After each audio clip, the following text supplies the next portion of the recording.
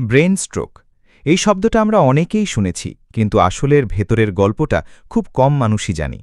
আমাদের শরীরের সবচেয়ে গুরুত্বপূর্ণ অঙ্গ হচ্ছে মস্তিষ্ক, আর এই মস্তিষ্ক ঠিকমতো কাজ করার জন্য প্রতিনিয়ত অক্সিজেন ও পুষ্টি দরকার হয়, যা রক্তের মাধ্যমে পৌঁছায়।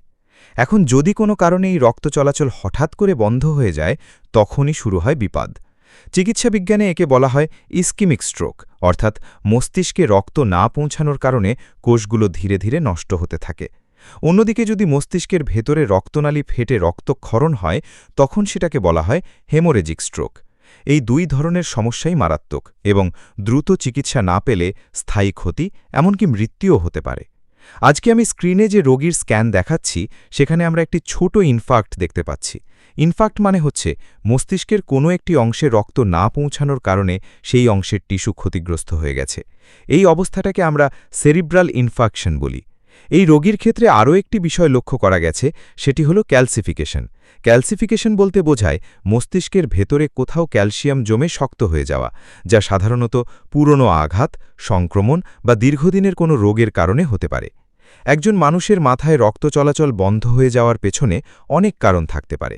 সবচেয়ে সাধারণ কারণ হল রক্তনালীর ভিতরে চর্বি বা কোলেস্টেরল জমে ব্লক তৈরি হওয়া, যাকে চিকিৎসা বিজ্ঞানে অ্যাথেরোস্ক্লেরোসিস বলা হয়। এছাড়া উচ্চ রক্তচাপ, ডায়াবেটিস, ধূমপান, অতিরিক্ত স্ট্রেস এবং অনিয়মিত জীবনযাপনও এই সমস্যার ঝুঁকি অনেক বাড়িয়ে দেয়। অনেক সময় হৃদযন্ত্রের সমস্যা থেকেও রক্ত জমাট বেঁধে মস্তিষ্কে চলে যেতে পারে, যার ফলে হঠাৎ করে স্ট্রোক হতে পারে। লক্ষণগুলো সাধারণত হঠাৎ করেই দেখা দেয় এবং এগুলো বুঝতে পারা খুব জরুরি। যেমন হঠাৎ করে শরীরের এক পাশ অবশ হয়ে যাওয়া, কথা জড়িয়ে যাওয়া, চোখে ঝাপসা দেখা বা একদম দেখতে না পাওয়া, হঠাৎ ভারসাম্য হারিয়ে ফেলা, মাথা ঘোরা বা তীব্র মাথা ব্যথা, এসবই স্ট্রোকের গুরুত্বপূর্ণ লক্ষণ। অনেক ক্ষেত্রে রোগী হঠাৎ করে অজ্ঞান হয়ে যেতে পারে বা বুঝতেই পারে না তার কি হচ্ছে। এই সময় দ্রুত হাসপাতালে না নেওয়া হলে মস্তিষ্কের ক্ষতি স্থায়ী হয়ে যেতে পারে। এখন আসি ক্যালসিফিকেশনের কথায়। ক্যালসিফিকেশন সবসময় খুব বিপজ্জনক নয়, কিন্তু এটি একটি গুরুত্বপূর্ণ সিগন্যাল। এটি বোঝায় যে মস্তিষ্কে আগে কোনো সমস্যা হয়েছে বা দীর্ঘদিন ধরে কোনো পরিবর্তন ঘটছে। অনেক সময় পুরনো ইনফেকশন যেমন নিউরোসিস্টিসার্কোসিস বা টিউবারকুলোসিস থেকেও ক্যালসিফিকেশন হতে পারে। আবার দীর্ঘদিনের আঘাত বা জন্মগত কারণেও এটি দেখা দিতে পারে। তবে যদি ক্যালসিফিকেশন এমন জায়গায় হয় যেখানে এটি রক্তনালীর উপর চাপ সৃষ্টি করে, তাহলে সেটি ভবিষ্যতে স্ট্রোকের ঝুঁকি বাড়িয়ে দিতে পারে। এই ধরনের সমস্যা সঠিকভাবে নির্ণয় করার জন্য কিছু গুরুত্বপূর্ণ পরীক্ষা করা হয়। সবচেয়ে সাধারণ এবং দ্রুত পরীক্ষা হল সিটি স্ক্যান, যার মাধ্যমে আমরা মস্তিষ্কের ভেতরের গঠন, রক্তক্ষরণ বা ইনফার্ক্ট খুব সহজেই দেখতে পারি। আরও বিস্তারিত জানার জন্য করা হয় এমআরআই, যা মস্তিষ্কের টিস্যুর ক্ষতি আরও স্পষ্টভাবে দেখায়। অনেক ক্ষেত্রে কন্ট্রাস্ট ইনজেকশন দিয়ে স্ক্যান করা হয়, যাতে ছোট ছোট সমস্যা বা টিউমারও ধরা পড়ে। এছাড়া রক্ত পরীক্ষা, ইসিজি এবং কখনো কখনো অ্যাঞ্জিওগ্রাম করেও রক্তনালীর অবস্থা যাচাই করা হয়। চিকিৎসার ক্ষেত্রে সবচেয়ে গুরুত্বপূর্ণ বিষয় হল সময়।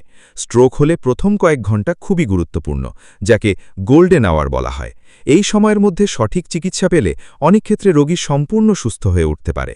কিন্তু দেরি হলে মস্তিষ্কের ক্ষতি স্থায়ী হয়ে যায়, যা থেকে পক্ষাঘাত, কথা বলার সমস্যা বা স্মৃতিশক্তি কমে যাওয়ার মতো জটিলতা দেখা দিতে পারে। সবশেষে একটা কথা বলা খুব জরুরি, এই ধরনের সমস্যা হঠাৎ করে হলেও এর পেছনে থাকে দীর্ঘদিনের অবহেলা। তাই নিয়মিত স্বাস্থ্য পরীক্ষা, সুস্থ জীবনযাপন, ধূমপান পরিহার এবং রক্তচাপ ও ডায়াবেটিস নিয়ন্ত্রণে রাখা খুবই গুরুত্বপূর্ণ। কারণ আমরা যদি আগে থেকেই সতর্ক থাকি, তাহলে এই মারাত্মক সমস্যাগুলো অনেকটাই প্রতিরোধ করা সম্ভব।